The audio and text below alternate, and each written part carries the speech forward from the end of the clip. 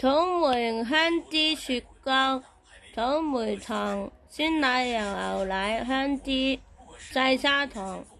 將草莓洗淨去態，然後用叉子或者攪拌機將其壓成泥狀或者打成草莓泥。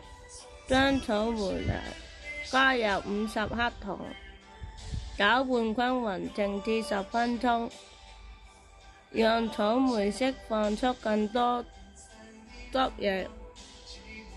將鮮奶油用打蛋器或者攪拌機打至硬性發泡，即出現堅挺嘅小尖角。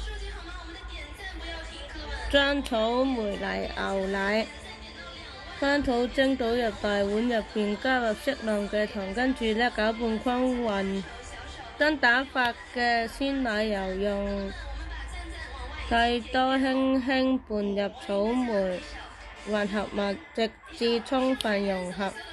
將混合好嘅雪糕倒入容器中，蓋上保鮮膜或者蓋子，放入冰箱冷凍至少4小時，最好就過夜嘅。取出雪糕，用隻匙羹捽出嚟就可以享用新鮮嘅草莓香脂雪糕啦！大家記得點讚同埋關注我哋啦，多謝晒！